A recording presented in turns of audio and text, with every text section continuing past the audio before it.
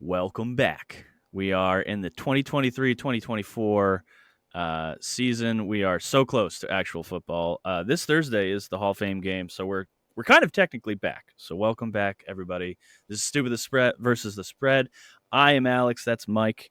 If you're listening, if you're watching on YouTube, we got our YouTube as well.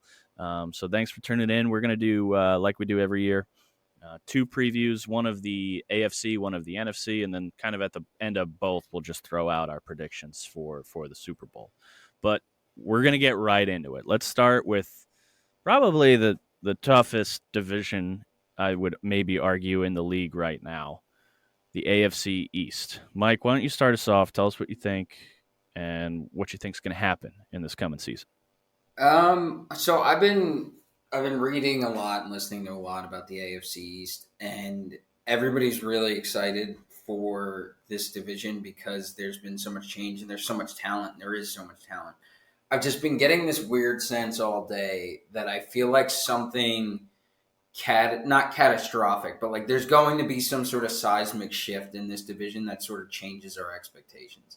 Because when you look at it, like the Bills should be the best team in this division still, regardless of what the Jets have added and what the Dolphins have done, and the Patriots defense, which is going to be very like elite.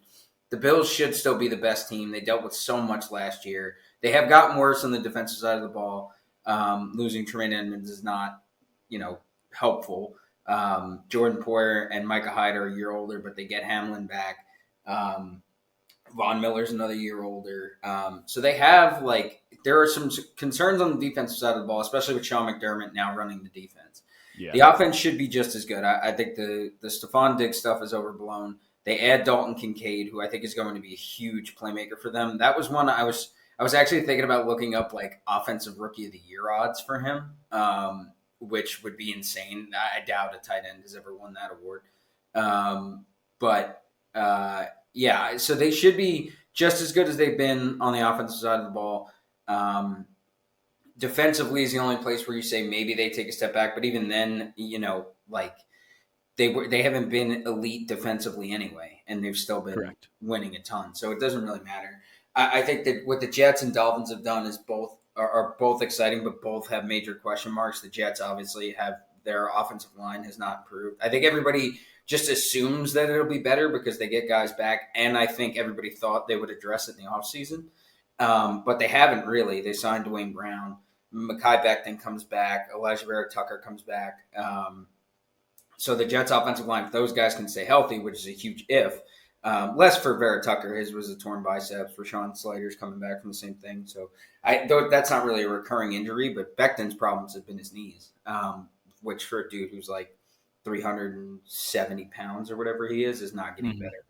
And then the Patriots, Bill O'Brien reunites with Mac Jones. If their offense is better, their defense is good enough to certainly keep them in games. So I would say that, from the outset, everybody's excited for what this division could possibly produce. And I think it will be similar to last year where all four teams are legitimately in the playoff hunt in the last, 4 weeks of the season. But it just feels like something is going to upset the status quo here. And I don't know if that's maybe Josh Allen has an injury for the first time in his career that meaningfully diminishes. And I don't mean he's not playing as well. I mean, he actually misses games. Tua is certainly not a guarantee to be healthy. Rodgers with that offensive line could, and then if he's out, you're back to the exact same Jets team had last year with Zach Wilson at the helm because they didn't address that position behind him. Correct. And the Patriots, if Mac Jones just sort of floundered, the Patriots could be catastrophic. It could mean Bill Belichick could get fired in some world. They could also win this division if some things break their way. So overall, I just get the feeling that this is not going to be something is going to change the landscape of who by the mid-poll to the three-quarter poll of this season is on track to win this division. And so, as far as who you see taking it overall, I don't know. I think don't take the Bills because it's just it's tough to keep doing it at this level. But I don't as far as the other teams go, I don't know who you put your stock in right now.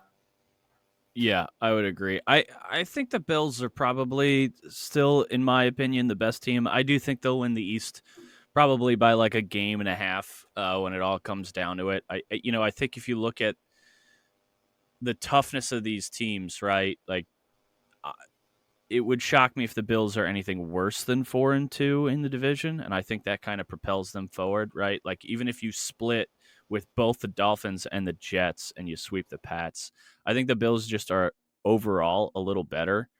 And honestly, I see them, like, as long as McDermott dual hatting as head coach in DC doesn't go south, I see them kind of maintaining that level. I think if you look at it, there's really no change between, like, no major changes between last year's Bill team and this year's Bills team. And I thought last year's Bills team was probably like a handful of plays away from maybe a little bit better of a record and propelling themselves to the championship game in the AFC. As far as like the Dolphins and Jets, if Tua can remain healthy, I think the Dolphins are probably just a smidge better than the Jets. I mean, if you look at how the Dolphins started off last year, incredibly strong performance out of the gate, and then you had Tua get injured with the concussion, and then following a couple weeks, another one, right? And I think if as long as the Dolphins can keep him healthy, Miami's defense is like sneaky good. Like no, I haven't heard a lot of talk about Miami's defense. That they're like a top 5 defense in the league, I think, somewhere around there, right? And if they can dominate on defense and they could show the Bills like, hey, we're gonna hold you to it, and this isn't going to be the shootouts that of old in the past couple of years. I think that puts a lot of pressure on the Bills to try and establish the run, which they improved on from last year, from the year previous to that, but they're still struggling, I would say, right?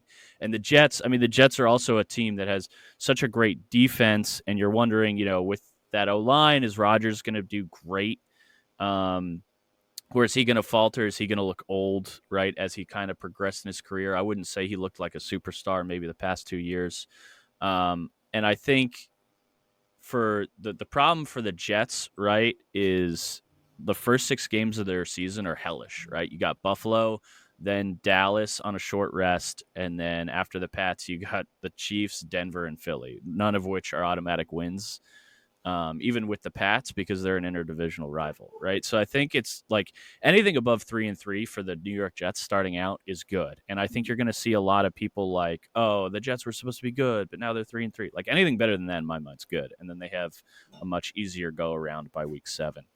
So I like the Bills. I'll start off here and say I think the Dolphins and the Jets both make the playoffs as well in the wild card. As far as plays, I'm going to play Bills over 10.5 wins this year in the regular season, Jets to make the playoffs. And then I don't have any bets for the Miami Dolphins, but I would say look at the under bets for the first few weeks because they have such a good defense in their front 7 and their secondary that I don't know that everyone's going to identify that as a under lock for like the first 3 weeks because typically in the past the Dolphins have kind of gotten into shootouts. But I do like all 3 of those teams. I'm not big on the Pats. I think the old Pats of the old are dead. I don't believe in Mac Jones. I really don't. Bill O'Brien's a great offensive mind, but like they have the toughest ranked schedule in the league. They're only projected to get 7.5 wins. I just don't see them pulling anything out. Yeah, I think with the Pats, like I don't believe in Mac Jones either, but I think he'll benefit just from more competent coaching and their defense. Like if everybody's sleeping on Miami's defense, everybody's really sleeping on New England.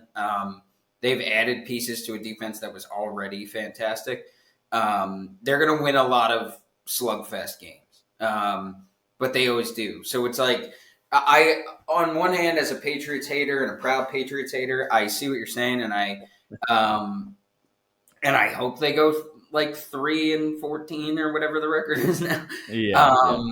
But they're always competitive. They're going to beat teams with younger quarterbacks because they always beat teams with younger quarterbacks. They're going to give Mahomes hell when they play them. Like they're going to be a very good defense. It's just a question of how how good is Mac Jones, and if he's good enough, they could be a contender. I think they will be in it way longer than anybody probably thinks they should be, just because that's the way they work. As far as plays, I would say stay. I would stay away from the Bills just because I do. It feels like, not that I don't believe that they're going to be good. It just feels like something is going to change. Like I said, change the dynamic here. I think both I, Dolphins at plus 300 is what I'm seeing right now for the division. That's pretty good money for them if That's Tua not stays bad. healthy. Yeah.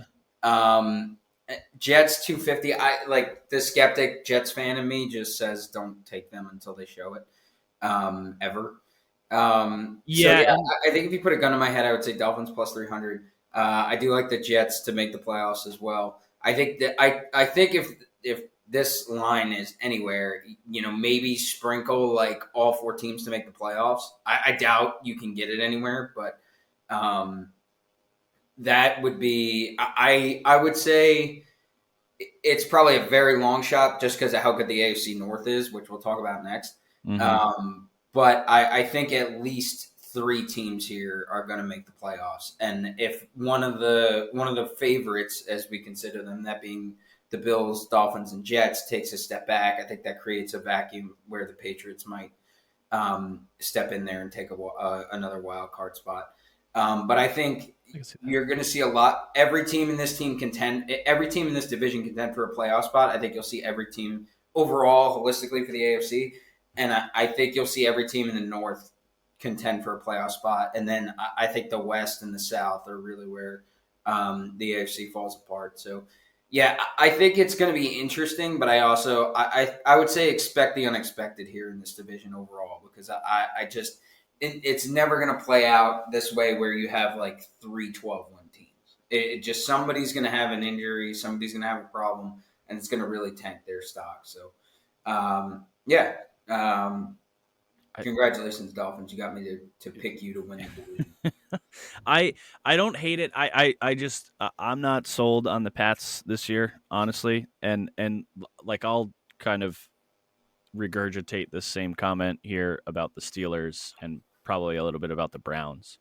But as we talk about, the AFC North, I think the Ravens and the Bengals are your top two contenders. I think it differs from the East a little bit in that regard, where I don't see the Browns and Steelers as much of contenders. Brutal honesty, until the Ravens show me that they can keep Lamar healthy and happy for the entire season, I don't necessarily love the Ravens. I think they have some systematic issues that have kind of been held together because Harbaugh is such a good coach.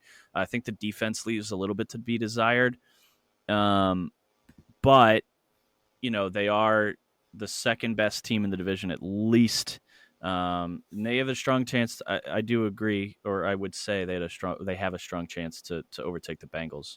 But I just think there's a lot of risk in it. Not that he's historically been injury prone, but just mobile quarterbacks we've seen, right? Unless you're as big as Josh Allen, like there's a chance you get hurt. You look at it with Tua a little bit, with Mahomes in the playoffs, right? Like I think there's an increased risk, and I think that increased risk, as opposed to like more of a pocket passer like Joe Burrow, I think that creates a little bit worse of a chance for you. But I want to see how the Ravens kind of react with a new offensive coordinator. I that for that reason almost alone, plus maybe some off-season like not so great happenings with Lamar and his comments initially, and then kind of walking those back. I'm gonna taper my expectations with the Ravens, but it wouldn't shock me at all if they won the division. I certainly think they have an like over 50% chance of making the playoffs. I think the Bagels are the best team in this division.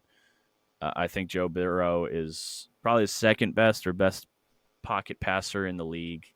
Burrow got injured, quote unquote, at camp, but they're saying it's very minor, so I don't even think he's going to be projected to miss any kind of game. Even he might take it preseason, a little more careful, but that's about it.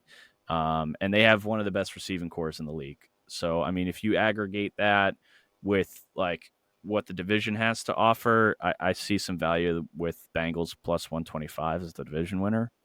As far as Browns and Steelers, for the Browns, I they're okay. Like, I think they're like a 500-ish team.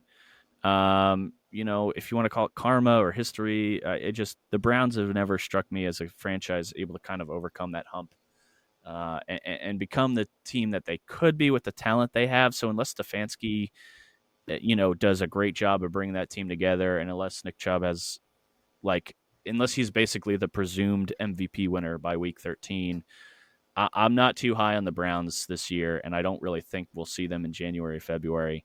I kind of lean under 9.5 wins for them, but I'm not dedicated to it. And then as far as the Steelers, I think this might be the year you see Tomlin start to get out the door. I think the Steelers are really weak this year. I don't believe in Pickett that much. I would be shocked to see them above 500. To me, nothing stands out. They're not a horrible team. They're not a bad team, but are they better than 8.5 wins, 9 wins? Are they going to impress anybody enough come late January to make it out of the wild card? I don't think so. So I'm going here with Bengals division winner, Ravens probably to make the playoffs. But those are my kind of picks and thoughts on the North. I don't know about you. Yeah, I think I'm a little probably higher on the Ravens than you are. Yeah.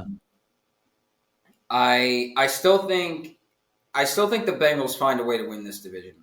Burrow's injury seems like it's a little bit more serious than I think you probably. He's not going to play in the preseason. I don't think they said several weeks. They'll probably get him ready for the opener. It's a strained calf. I can't imagine he would be out for any significant amount of time. But it was non-contact, which I think scares a lot of people. So until he plays, you don't really know. But that's true. That's true. But I think overall, yeah, I still think Cincinnati is the favorite. Should be the favorite. I think the odds should be a lot closer than they are right now, because right now the Bengals are plus 160. I guess Ravens plus 210. They're basically there, but I think it should be like 175, 190 to me.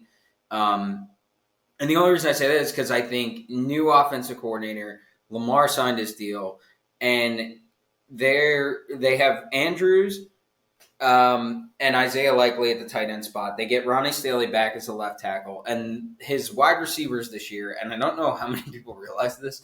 His wide receivers this year are Rashad Bateman back from his injury, Aguilar, Odell Beckham. We'll see how long he stays healthy, and Zay Flowers. That is a really. He goes from having no weapons to having a lot of weapons.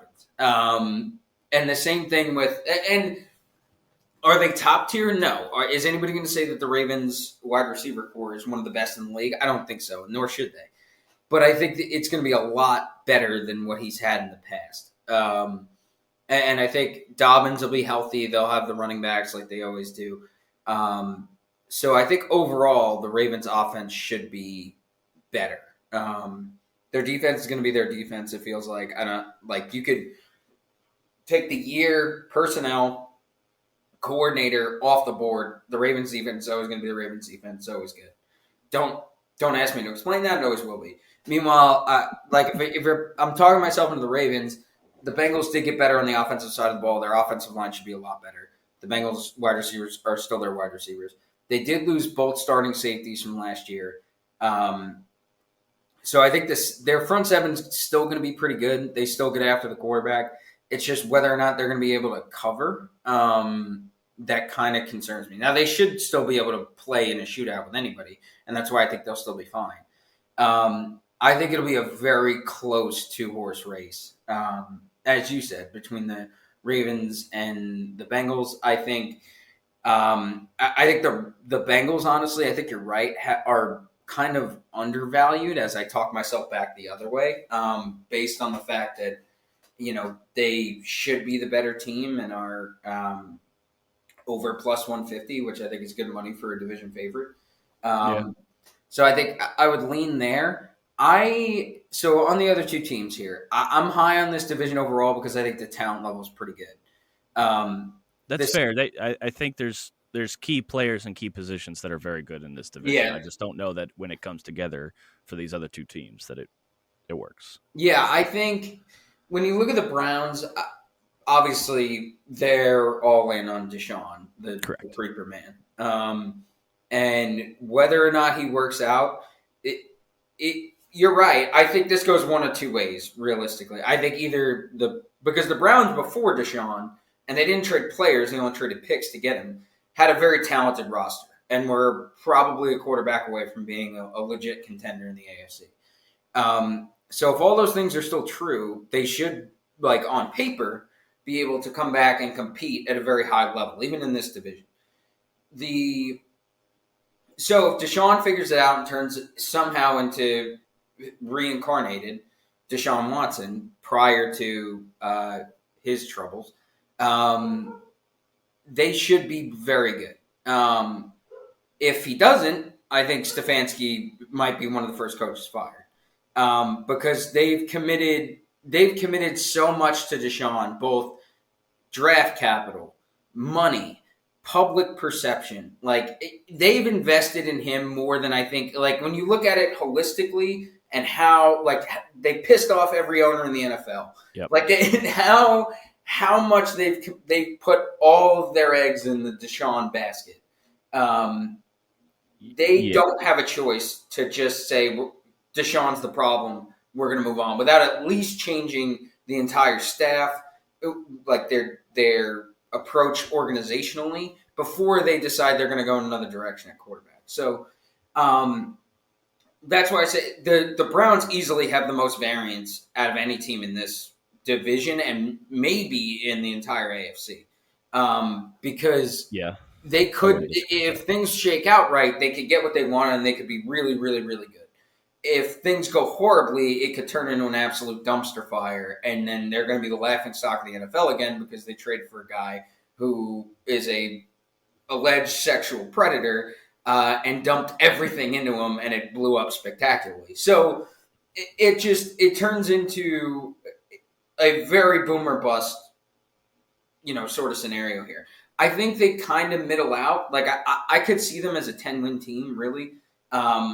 I saw somebody who had, like a YouTuber who had this division having 3 12-win teams, which I don't even know how that's possible.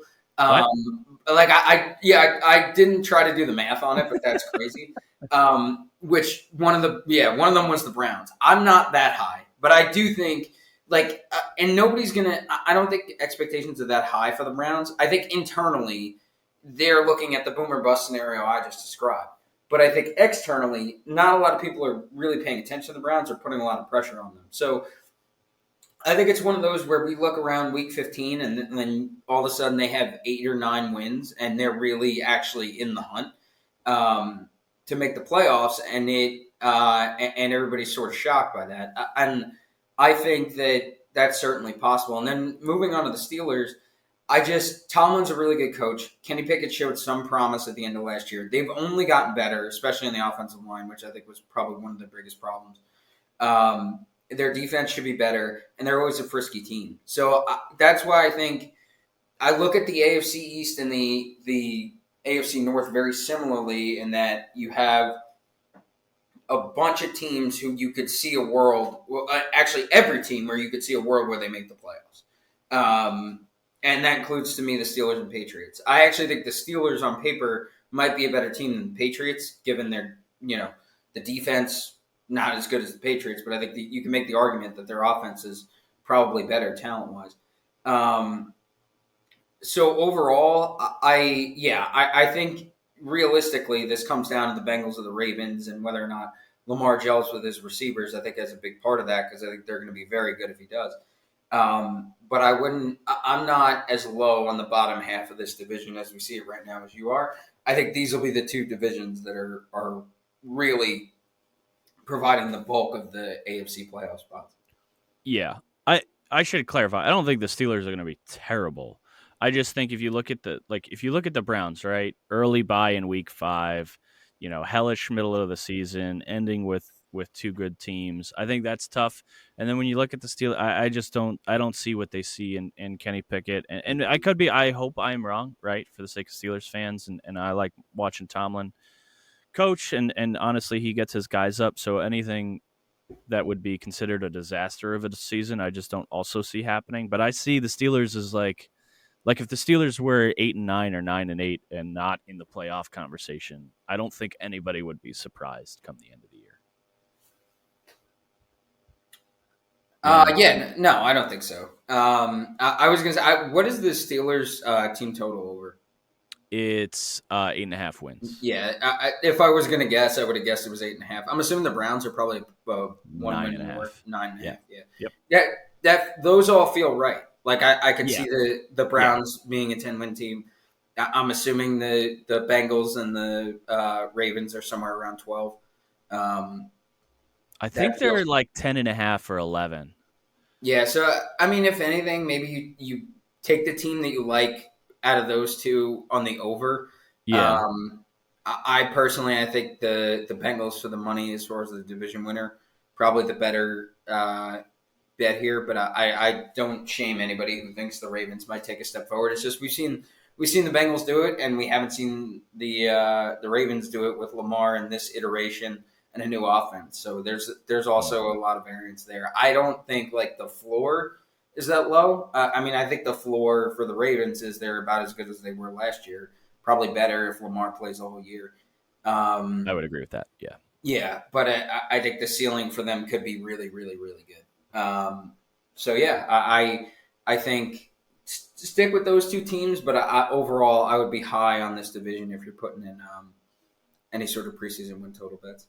Yeah, I don't disagree. I mean, moving on to maybe a division where you don't see as much promise in the AFC South. I'll let you go first because some of these write ups that I did didn't contain much other than woof. Yeah, it's not great. I should clarify the Jags will be good, but we'll get into that. But please go ahead.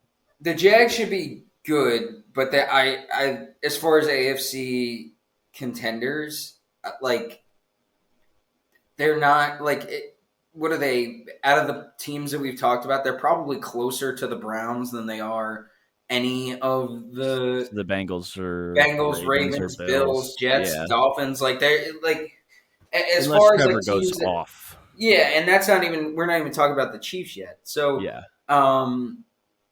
So I think that I think the Jags will be good. They'll win this division, or should really almost definitely win this division. It's besides that, it's rough. I think there's excitement around the young quarterbacks in the rest of this division. So, I mean, and Jacksonville too. Obviously, starting with Trevor Lawrence, I think if he gels with Ridley, they might be a lot better. They're fully young teams. Fully young talent. They've only gotten better. Obviously, made the run of the playoffs last year. Won that game against the Chargers in classic Chargers fashion. So they should grow with confidence from that. Doug Peterson's a good coach. I think they'll be better. I don't know that lands them in a spot where they're necessarily like a bona fide conference contender. And when I'm talking about that now, it's because like the division conversation here doesn't matter. Like I could go out on a limb and say like Trevor Lawrence is going to get hurt, Jags will suck, some other team will win this division, then lose in the playoffs. But that's like the outlandish scenario that, of course, injuries happen. So, right, it's like celebrating a wild card win and then getting immediately knocked out. Smoked by the Chiefs. Yeah. But like, who cares? Yeah. So when you look at this division and you look at it compared to the rest of the conference, it's just there's not a whole lot to be excited about. I think the Texans might actually be relatively like not unwatchable. So here's one. I think the Texans might finish second in this division. What? Yeah. Hear me out. Okay. If CJ Stroud's really good, their offensive line is not an embarrassment. Okay. They just signed their left tackle. I'm pretty sure he got a big deal in the offseason. I'm blanking. They drafted him like 2 years ago. Nobody thought that pick would work out. Tunsil? No, they traded Tunsil, right? Or maybe, no, you're right. It is Tunsil. Sorry, they traded, or I was thinking of Cyrus Howard, but yeah. Yeah. They have Laramie Tunsil. They bring back Mechie, who will be healthy. They bring back some weapons. I think the defense will be better just because D'Amico Ryans is now coaching it. And so I could see them being frisky. Whereas Tennessee, I see nothing but this team trending downwards. Tannehill's still going to start. They signed DeAndre Hopkins. Fantastic. I don't think. I think if anything, the Titans continue this downward trajectory that they have. I don't think it's Vrabel's fault. I think Vrabel's a good coach. The only knock on him you really have is that like the defense hasn't really gotten better since he's been there. They also haven't really drafted that. Yeah, well, I think that's the counter argument is that Vrabel's not the one making draft decisions, but also he's a defensive guy. He get paid to develop the defensive talent. I feel this is going to be the year where the Titans go into a full rebuild after this year, and I think it starts like they already got a quarterback in Will Levis. Tannehill will walk, and they'll start the new iteration of the Titans after this year, which I don't think leads to success on the field this season. So I think out of the teams where I'm like, could I see a world where they're better than expected?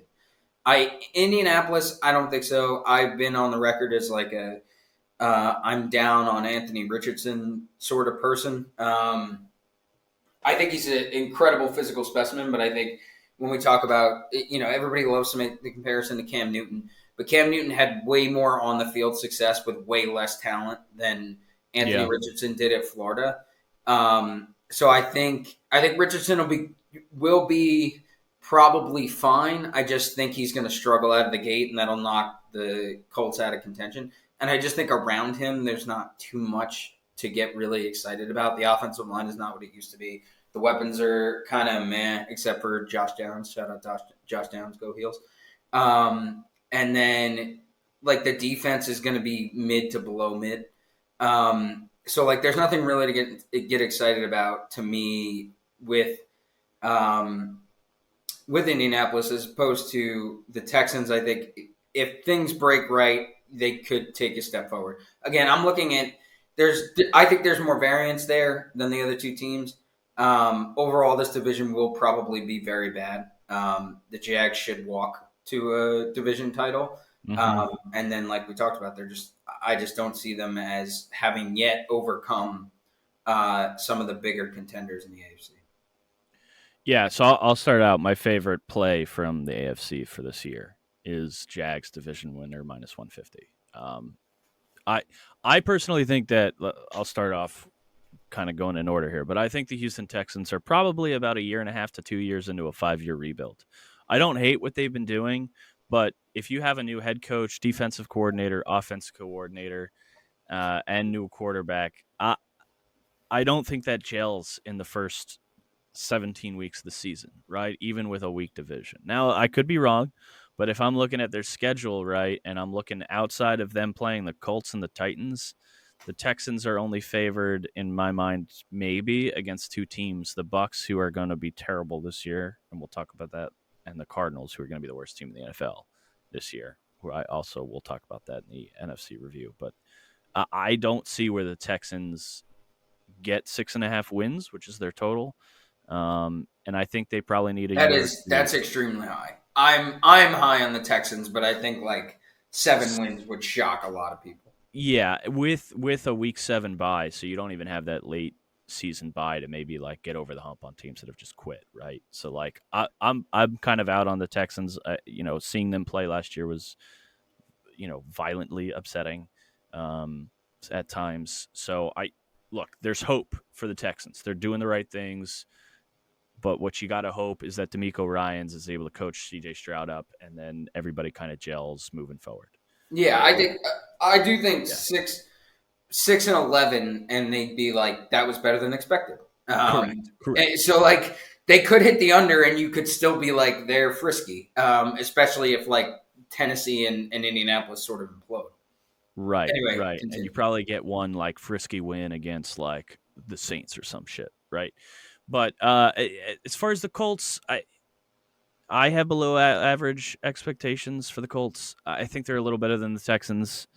I'm a little higher on Anthony Richardson, although I think comparisons to Cam Newton are still a little aggressive, right? You got to see the guy play a snap in the NFL. But I enjoyed watching him when he was playing at Florida. He had his moments that showed some potential there. And I think with most QB prospects in the NFL, like, you give the guy the chance, and the same with CJ Stroud, right? You give the guy the chance. He could, if in 5 years you were looking back and we're like, Anthony Richardson's playing in the Super Bowl, wow, like that wouldn't shock me, right? I think he has potential. But as far as the rest of the Colts, like I don't see them really being in contention. I don't see this division being in contention for like the conference, and I certainly don't see the Colts in the contention for the South. Like I said, I think the Jags kind of walk away with this division. They're well positioned to improve from the over 500 season they had last year. Trevor Lawrence is a great quarterback. He's finally found his groove. I think he'll find it even more in this third year where he's like really getting after it. Their offense and defensive lines will kind of leave something to be desired for the Jags, but it's going to be an offensive center team. I don't think their defense is going to do them any favors, but I think they're going to get ahead of a lot of the teams in their division, and I think they're going to do fine outside of the division within the conference and outside of that. So I see Jacksonville kind of walking here into a division win at about 9 to 10 wins. I don't think that's outrageous. As far as the Titans, yeah, they're in a downward slide. I don't want to see Vrabel go. I hope that's not the narrative or conversation that starts to happen. But the Titans are favored only in 4 of the 16 games they have right now in the preseason line, and like a third of those are playing. And of the 4 games that they're favored, the 2 that they're favored, 2 of those are the Colts and the Texans at home, and they're not even favored against the Colts and the Texans when they're away, when they're playing them away. So the expectation is that the Tennessee Titans are going to be very bad. Their over-under total is 7.5. I lean under that. I think unless Derrick Henry goes crazy and Mike Vrabel is able to pull these guys like kicking and screaming to a couple wins, I don't see the Titans being good. So I think the Jags kind of walk away with the South, like we kind of been talking about. Yeah, I think that when you say that, the odds don't really make sense because like you're saying you see the Titans with a 7.5 win total, and we just said the Texans are at 6.5, but the Titans are plus 340 to win the division, anywhere from 310 to 340, and meanwhile the Texans are plus 850 to 1,000. So like, yeah. I guess that reflects like the optimism if the Titans go back to being like the team that made the AFC Championship game, but clearly doesn't have it as a Super Bowl contender. Right? Like maybe they pluck the division off the Jags, but like overall their teams are very pessimistic. Yeah, I agree with you. I don't see it. I just don't see it. And I think that shows in the fact that they're just not favored in a lot of games. I mean, like they'll get Burks. Burks and Hopkins on the outside should be a pretty good tandem.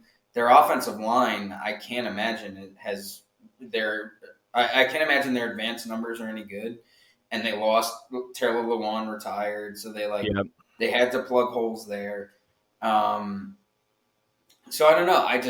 I maybe we're just not seeing this team come back to fruition, and they're probably more dangerous in the fact that everybody's been doubting them. But like, especially with Vrabel, yeah, I'm sure I'll eat these words, and they'll have exactly. Like he'll probably just find a way to make it happen, and we'll all look like morons because they'll just keep beating teams that nobody expects them to beat.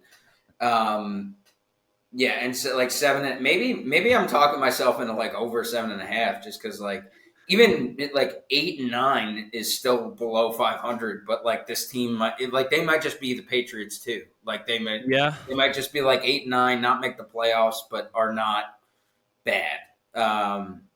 Especially in that division where if they let's say they go 3-3, losing both games to the Jaguars and splitting with either the Texans and the Colts, and then sweeping one of the other 2 teams. Like that's 8 and 9 is probably like honestly for the Titans as an organization, that's probably the worst case scenario. Like you'd either want to know it's not going to work, or go back to what you were doing.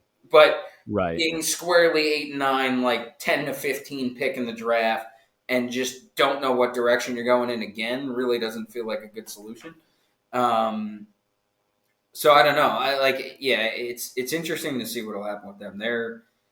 I don't know, but they're just not. they're not exciting. Like, unless Tannehill, man. I mean, that's really the linchpin, right? He's respectfully not a very good quarterback in this league anymore, and yeah. he takes up so much cap space. You almost, if you're a Titans fan, it's so shitty, but you almost want them to do really awful this year, get like a top 3 pick, and then pick a quarterback. In my mind, I think they invested enough. Well, I mean, Will Levis was what, second or third round? So like maybe yeah, maybe you see what Levis has. And I don't want to see this. Let's go with a scenario that's not an injury. Like if Ryan Tannehill gets suspended for gambling, we all know that's not going to happen. But like Ryan Tannehill gets suspended for gambling, and then you have half a season to see what you've got in Will Levis, and like yeah, that's actually not a bad and like idea. maybe like you have a Drew Bledsoe, Tom Brady situation, or you just know he's not the guy, and you can go in you suck the rest of the year, and then you go into the draft knowing you need a quarterback. Yeah, those are also options. So who knows? They will have the best, in my mind, one of the best running back cores with Derrick Henry starting and Tajay Spears at Tulane backing him up as a second down or third down back. Like there's room there to be like blown away, but it's not 1980. Like I don't know that the Titans are going to come out and win a Super Bowl running the ball. Yeah, no, and Derrick Henry the past 3 years has been less healthy more than he's been like a workhorse. Yeah, So like that trend is not going to all of a sudden go the other way. And even if it does, they're not going to overuse him because he is an older running back that they paid. right. And he's, as far as running backs go in the modern NFL, he is the most one dimensional of the like top of the line, top tier running backs that are getting paid like it because, he doesn't give you outside of like very designed screens that are basically pitches. Like he doesn't really give you a lot in the passing game as an open field route runner. So, Correct. yeah, I don't know. They're just. I think we see more of the same boring football from the Titans, and that may win more games than we expect, or it may beautifully implode. Well, we'll see. Talk about implosions here from last year. We'll start off, move over to the AFC West, finish up the AFC preview here. The Broncos. You want to start off? You want to kind of cover them? You want to talk about it? You want me to start? Having Sean Payton trash my Jets. Oh Jesus! Yeah, that was.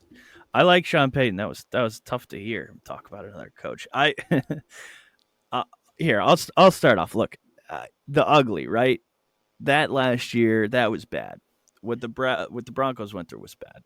Here's the good part, right? If you're a Broncos fan, you got a good offensive line. You've got a quarterback who's a good offensive line. They added Mike McGlinchey to. Correct. You got Russell Wilson, who's a good quarterback. Don't fool yourself based off of last year. Sorry, I should correct that. McGlinchey is in. Their offensive line was very injured last year, so should be better. Should be much better. You got Wilson who's doing well, and they got a good receiving core and a good secondary. The bad is that they don't really have the front seven. Their defense is going to struggle, but Sean Payton is, a good coach, and really, I think the concern there is a new offensive and defensive coordinator, along with a new head coach. I think that tempers expectations just a little bit, but Sean Payton's a veteran coach, so I don't know that they're really going to struggle. I think you'll see more or less a marginal 180 with the Broncos. I think the Chiefs and Chargers I think the Chiefs are better on paper, and the Chargers, honestly. But it wouldn't shock me if the Broncos made the playoffs this year. I lean they're over 8.5 wins just because of Sean Payton. But I only lean that if you really think that Sean Payton is that good and Nathaniel Hackett was that bad, right? Like I don't know. Like if Russell Wilson really is as bad as he was last year, none of this what I'm saying will matter because they will just be an awful, awful team. As far as the rest of the division,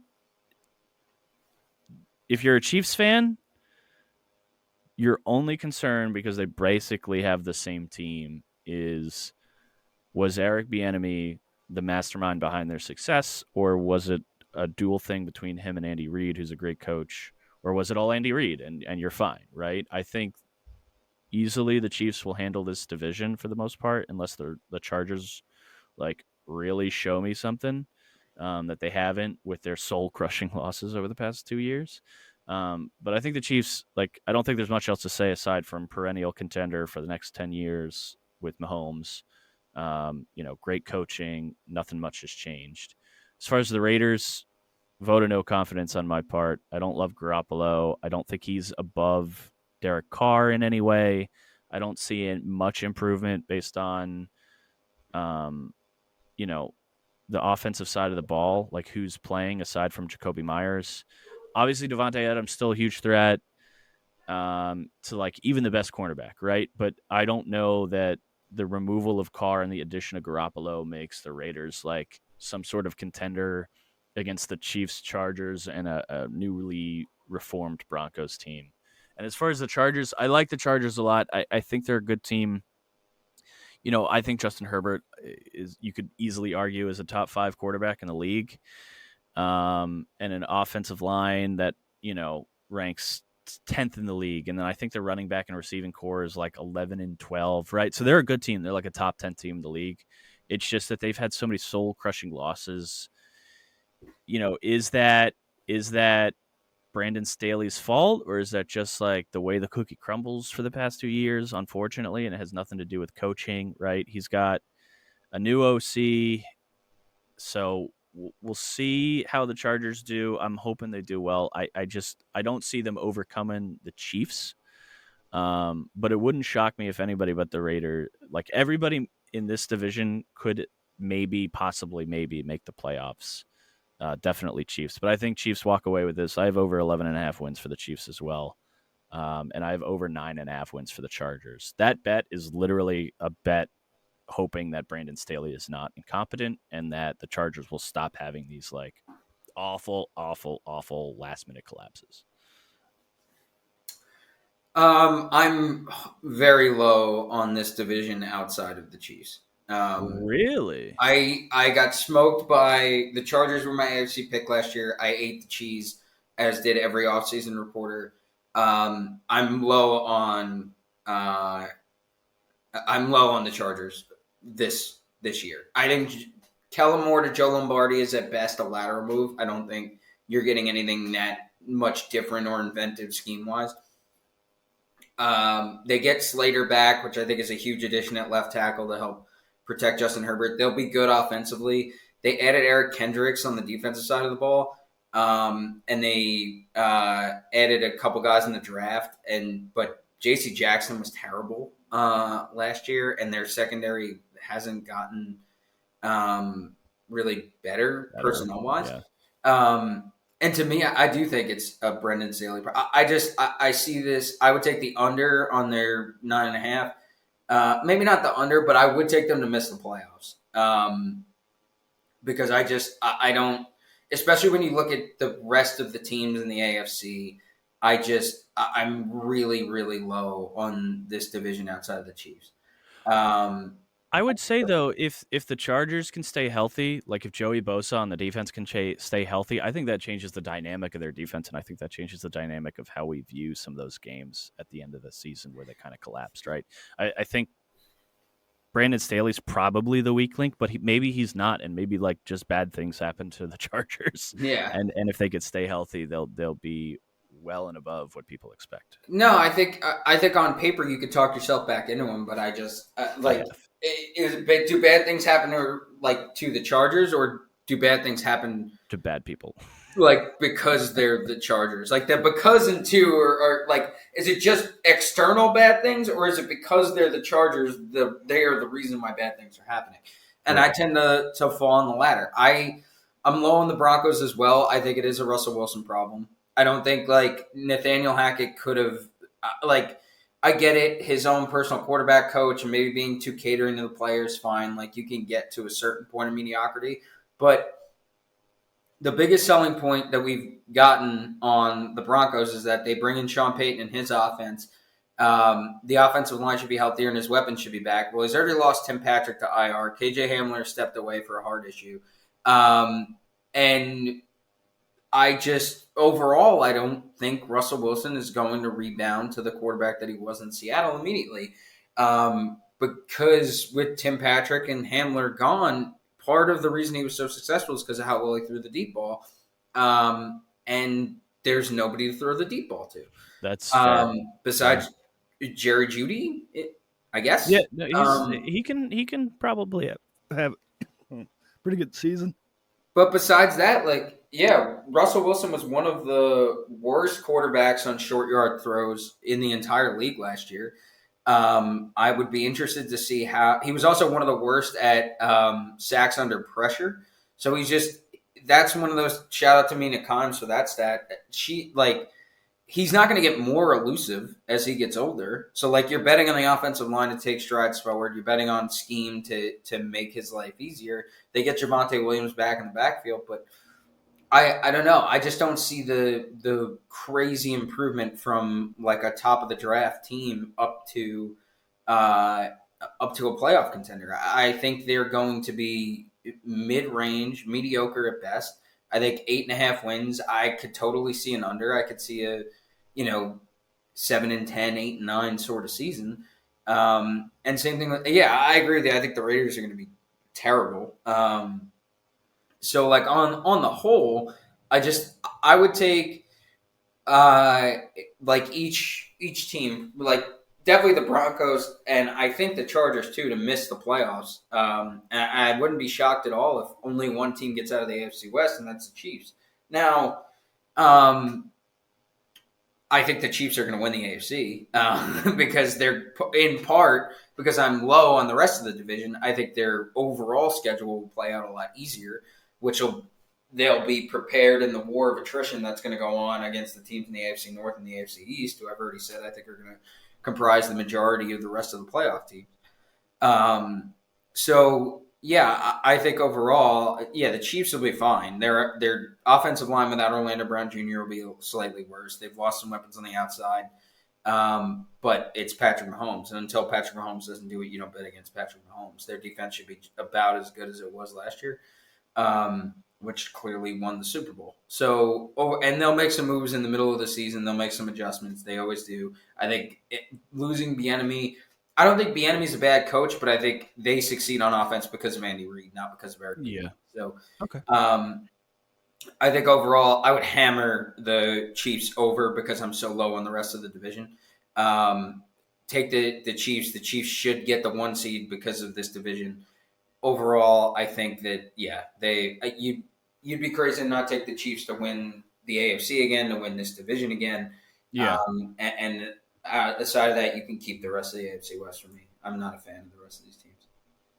That's fair. I could see your logic in that. I think where we differ, I'm just a little higher on the Chargers, and I know that's kind of a mistake in some regards. I was there. I was right there with you last year. And I know. Maybe that's me just being like, this team burned me last year, so screw them. But if they had gone out and they'd gotten somebody, if they had gotten Ben Johnson from the Lions to be their OC, or somebody who is going to bring a scheme that you're going to say, I can see why instead of Joe Lombardi doing Joe Lombardi things, they are going to be much better.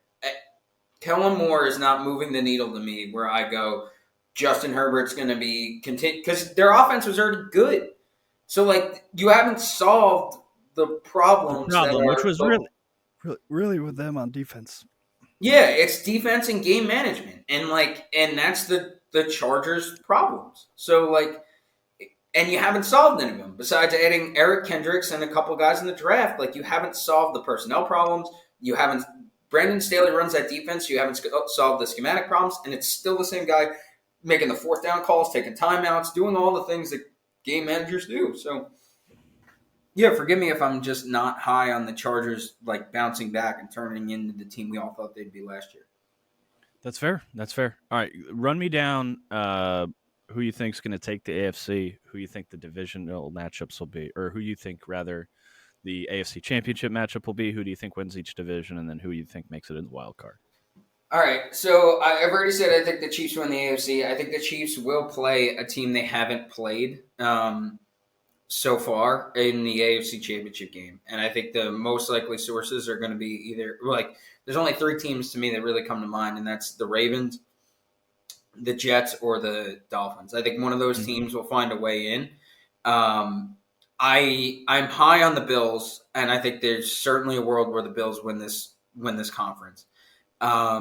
It's just I'm concerned with what I've seen from Doug McDermott and from that defense, especially in the playoffs. It feels like they have a lot of mental scar tissue that they're going to have to get over. And I think the only way they do that is really I don't see a way that they avoid both the Bengals and the Chiefs before the AFC Championship game, but that might be the best case scenario for them. Like if Burrow doesn't win the division this year, he's one of he's the first wild card, and the Ravens win the division, and so the Bills win the division, and it's like a 2-3 sort of matchup on conference or on the divisional weekend. Maybe that's how the Bills get into the AFC Championship game with enough confidence to say, they have a chance to beat the Chiefs or the Bengals. But overall, I do think that we see a new contender arise, and maybe Tua is healthy by the time they get to the playoffs. And they were pretty close last year. They gave the Bills a hell of a ride in Buffalo, in the playoffs last year, right? Was that? Yeah. So, overall, I think we see a new contender. So give me one of those three teams.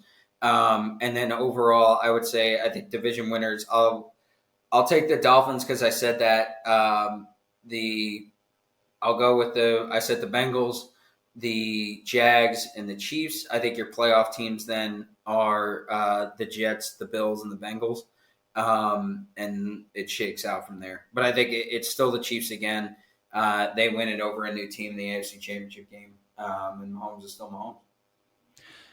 Interesting. I'm somewhat similar. I'll throw a curveball. My voice keeps cracking, so I apologize. So I think the AFC Championship matchup is going to be Bills Bengals, and I'll tell you why.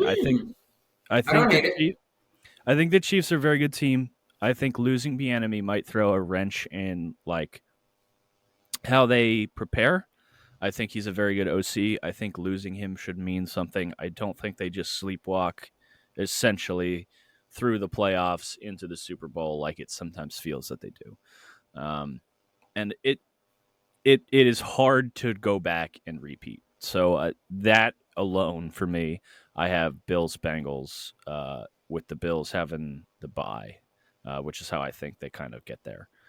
As far as division winners, I think Bills, Bengals, Chiefs, Jags. I think Bills 1, Chiefs 2, Bengals 3, and Jags 4 as far as like record rankings there. And then I think the wild card actually, I think the Jets make it. I think the Ravens make it. And I'm actually not as high on Miami. I think just with the concussion and the injury that Tua had, I think I don't know if it's scientifically that he's more likely to get a concussion. Oh, no, he absolutely is. Okay, yeah. So, if you're going off of injury luck, and we don't want anybody to get injured, but if you're going off of injury luck, I think the Chargers are either that 7th or 6th team making it into the wild card. And I think once you get there, it's anybody's game after that. So yeah, those are my 7, and I think, like I said, Bills head to the Super Bowl, but obviously a tough thing to project, like 18 weeks before it happens, plus playoffs. But all right, so that's been our AFC preview. Thank you for turning in.